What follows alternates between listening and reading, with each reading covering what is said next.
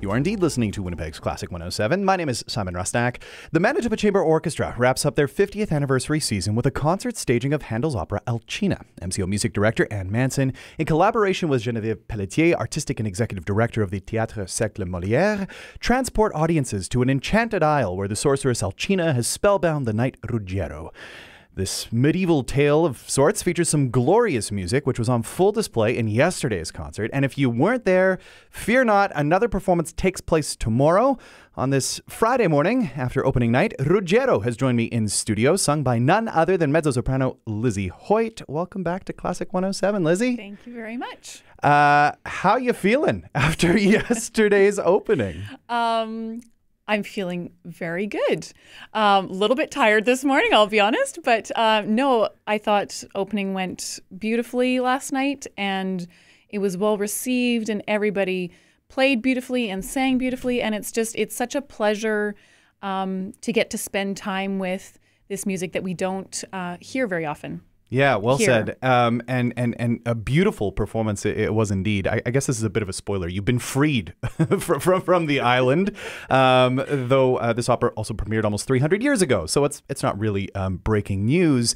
What I think audiences will be kind of shocked to learn, especially those that were there yesterday, is that you weren't even supposed to be on the island singing the role of Ruggiero. When did you get the call to perform with the MCO? Last week. Oh. Yeah. Oh, just last week. Just last week. It casually tossed off an incredible performance. Yes, they obviously had someone else lined up and who had to cancel, I think, for some health reasons.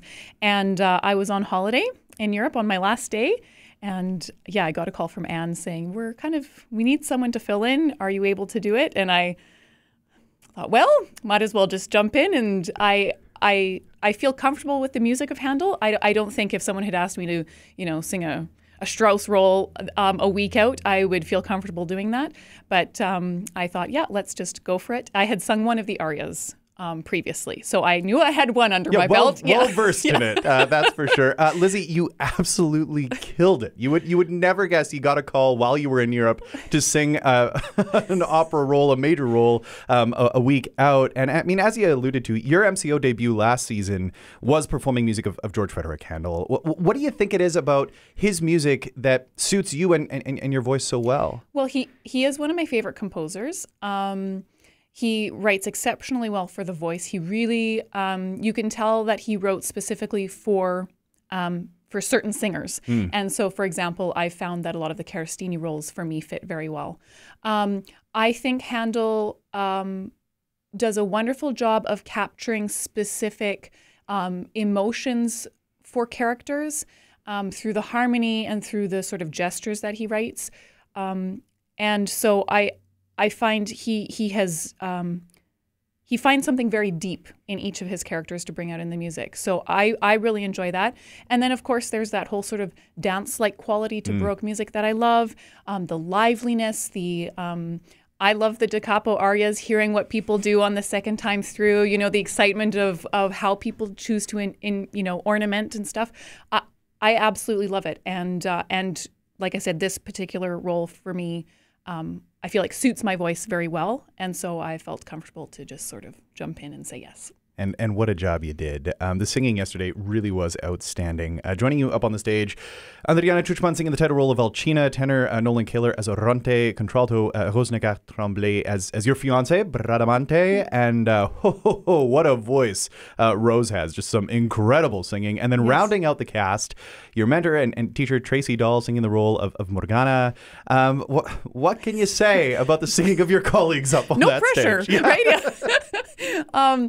No, it goes without saying. It's an honor, and it's such a pleasure to get to work with really true artists, and of course, as you mentioned, Tracy being my teacher and my mentor. This is my first sort of professional thing that I get to do with her, so that's really special. And I think for most musicians, even in professional circumstances, you're always trying to learn. You're always observing what people with more experience and just sort of different backgrounds are bringing and what they're bringing to their character, and noticing the way that they decide to make choices in their character or their music. And so it's just a pleasure. And I mentioned this earlier to you. everyone in this production is perfectly cast voice-wise for the roles.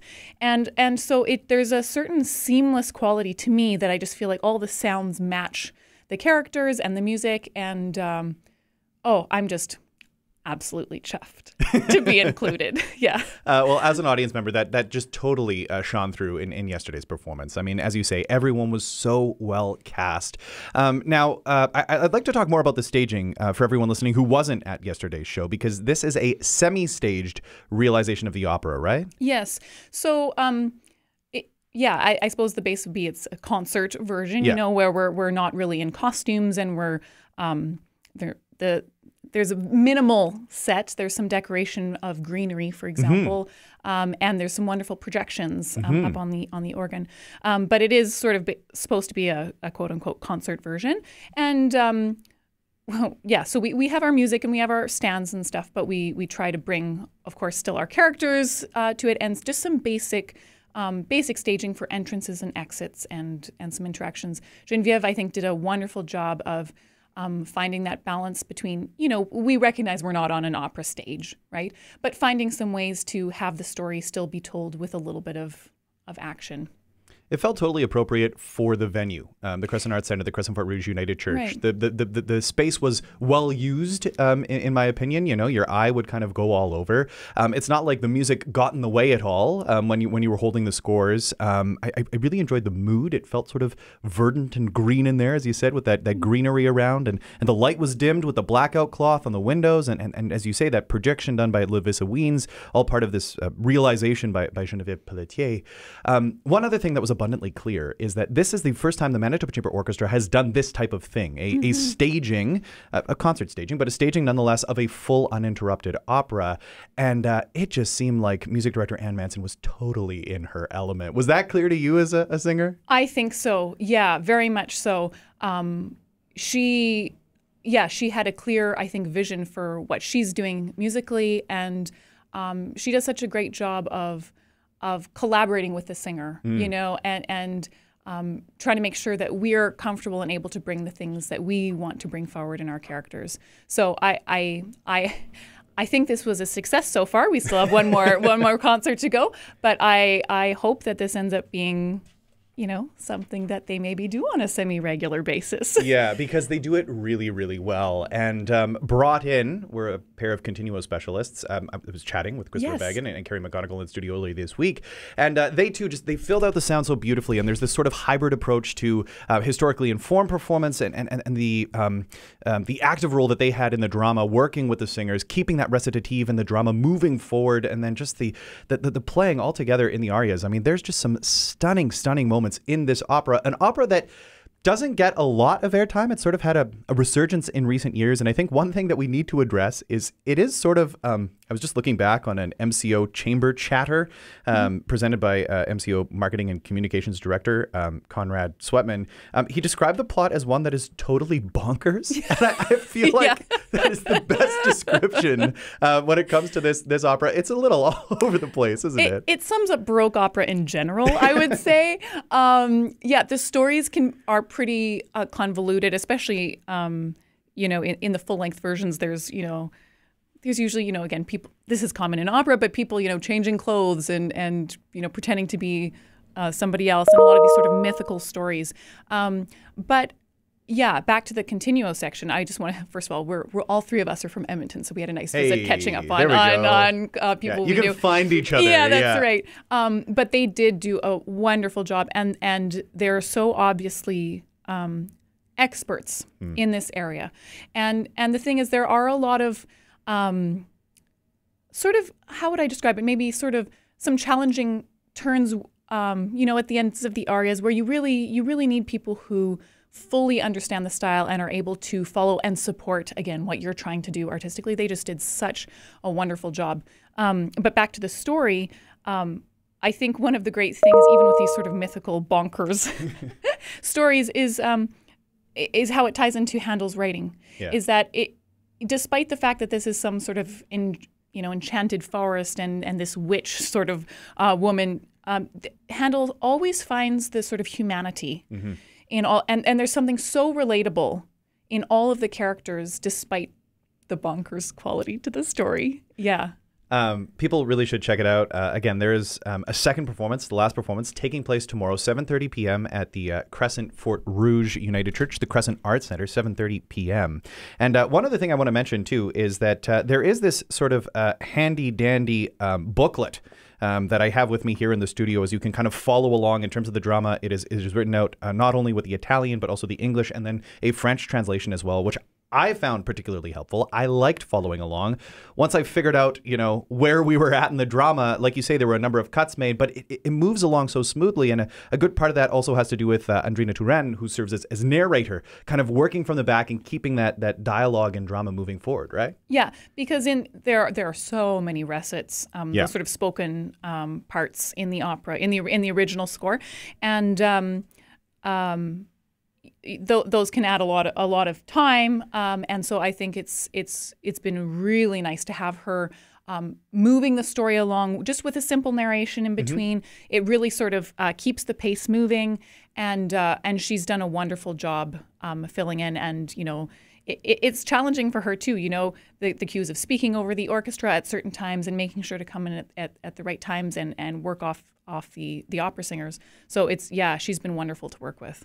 So if people are keen to see this show, the MCO being very generous, in celebration of the audience, they're offering people a 50% off code, a 50% discount on tomorrow, Saturday's production of Alcina. You simply use the code 50%, and that is the percent symbol, not the written word. One last word to you, Lizzy. If anyone's kind of on the fence and thinking like, you know what, I don't know if I want to come check out the show, what would you say to them to get them to come see Alcina? Okay. Well, I've already mentioned Handel's one of my favorite composers. It's this music, especially in like operas, we hear Messiah, but the Handel operas are not done very often. So this really is a unique chance to come and get a chance to hear that. The singing is spectacular, as you said. It's so good. The singers that I'm sharing the stage with are just truly world class. I love the way that they've cut it so that the flow, this isn't a 3.5 hour evening. It's a really beautiful way to access these Handel operas in a sort of a more, I don't want to say easy, that's not the right word, but in a way that's enjoyable, I think, for people to just have an evening out and get the flow of the drama, hear some beautiful music that's not done here very often, and I hope people will check it out. And if you'd like to check it out, themco.ca to get your tickets. Lizzy, thank you so much for coming in this morning. We're going to end this conversation with Ruggiero aria. Okay. This from Act 2. Can you tell us a little bit about Sta nell'Ircana? Sure. This is Ruggiero's victory aria. He figures out that he's going to sort of battle and win against Alcina, and so it's his. You hear the sort of the hunting horns in it. I love having the horns in it. And this is his moment to say, no, we're gonna win this. We're gonna get out. Well, here it is, Lizzy. Again, congrats on a wonderful performance yesterday. Break a leg tomorrow. It's something else. So congrats, and it's an incredible story. You slipped in 1 week before, and you're doing a great job up there. So thanks for coming in this morning. Thank you.